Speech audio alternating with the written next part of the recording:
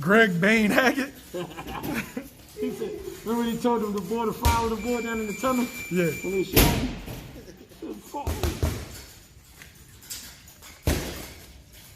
You merely adopted it.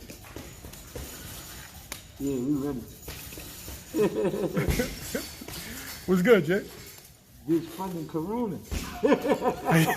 You look prepared. Yeah, we gotta be though, man. We don't know what's about to happen. So we don't know. We don't know where they taking it, how it's gonna go. We gotta be prepared as much as possible. The news, we just, with the 5 p.m. curfew in Philly. I think that's gonna be kind of crazy. That's gonna be crazy because it's making me think that it's gonna be like tanks riding around the streets, and because how you gonna keep everybody in the house? That's gonna be pretty tough, man. Nah, Philly's definitely big, especially like the suburbs. Like, yeah, you could probably do it in the city, yeah, but the suburbs, like, yeah, I think it's gonna be tough everywhere, man. Just, people gonna go crazy. It's like how you keep somebody in the house from 5 to 5 in the morning, basically. That's basically what's happening. 12-hour curfew. Stay in the crib and hope you don't get sick. But we don't know how it's coming, where it's coming from. It's making me think that they're gonna fly over the city, spray some shit that's gonna get people sick, and then from there it's just gonna start like crazy plague. You know what I mean? I don't know. Everybody's definitely nervous. Yeah. How does this affect you? I'm talking about trainer, fighter, Greg Hackett. I mean, I really can't say because I don't know where it's going. Only thing I don't like is stopping all the fights. Boxing schedules every weekend schedule. There's fights somewhere. I feel like that's setting us back a little bit. Definitely with the Golden Gloves, we had a couple guys fighting this weekend, just passed, and we had to X that. And then they saying after the 31st they'll get everything back going, but they pushing this thing all the way through to June, like the Golden Gloves. You know what I mean? June to August, something like that. No, June. I think it was June. The Nationals supposed to be in June now. They're just pushing everything back. Do you think that it's going to be good for some fighters, bad for some fighters? I mean, if you wasn't ready for your up-and-coming fight, then yeah, it was a good thing.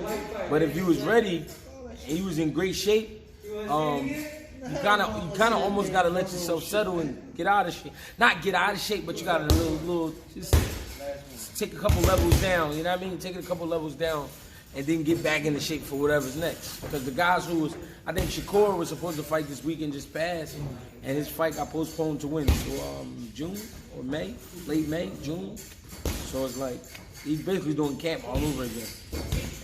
For a guy like him, it might have been bad because he might have been super tuned up. So now you gotta kind of break that.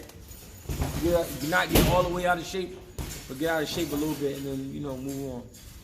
And what about the guys that gain 40 and 50 pounds in between camp? Those guys, it could be dangerous for them because they might gain an extra 10 or 20 on top of the 40 or 50. Or it might be what they needed to get a head start getting his weight off. You know what I mean? You never know. I don't know, because I don't know what's going to happen. For me, there's certain guys in boxing that get in trouble when they're not in the gym. Right. I think that I'm going to just throw 2 names out there, Tank and Broner. Yeah. That layoffs, I feel like, hurt fighters like that. Yeah. And it's because they got a lot of tension being brought their way because of who they are. And people want to be around them. People want to see them riled up. See, one thing fighters don't understand, when you're not fighting, how exciting of a person are you? So if people being around you and they looking for you to be this outgoing person, and they want you to be making people laugh and entertaining them, and you're not that kind of person, then they're gonna try to bring that fighter out of you, because that's the only time they entertain by you is when you're fighting. So you gotta be careful who you hang with as a fighter. You know what I mean? Sometimes people, they'll be hanging with a fighter and try to start a fight because they know they got a fighter with them. You know what I mean? Stuff like that. All right, your last fight. Yeah. Very controversial decision. Yeah. To the point where they booed. Yeah. Lost to Dafir Smith. Yeah. What's your thoughts on that? I mean, honestly, the way my body felt, I felt like it was a draw because I knew I could have did more. But I wasn't getting hit really so much.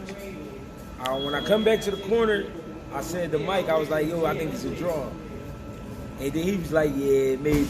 I mean, we'll see. Then they making the call. They calling the scorecards. I'm like, oh, shit. Because I heard a 40-36. I'm like, a 40-36. I'm like, no. Like, that wouldn't even be for either one of us. I thought he won maybe 1 or 2 rounds. Maybe 2. Man. 1 round. I had to draw myself. But I'm gonna call it spade, man. I had you winning. Yeah, and a lot of other people did. I felt like you landed the cleaner, more effective shots. And I was dictating the pace. Yes. I was dictating the pace. They said I landed the more cleaner shots. Because of where I am in my career, I'm just having fun, man. You know what I mean? But who won to lose? I didn't want to lose, but I'm like, damn. I'm saying to myself, like, damn. I couldn't have lost like that. If I did lose, it went to 40-36. And I just got out the ring. I mean, people was congratulating me on putting on a good show. I was paying homage to people for buying the ticket and coming out. You know what I mean? Got paid and got out of there. That's all. I mean, nothing else I can do. I had fun though. Does that mirror your career? Like that one fight? Oh, yeah. Is that what your career's been like? Yeah, it's been. Yeah, because it's a few bad ones, man. It's been some bad ones. Like one time, me, Mike, and my man Damo, they was working my corner down in Virginia.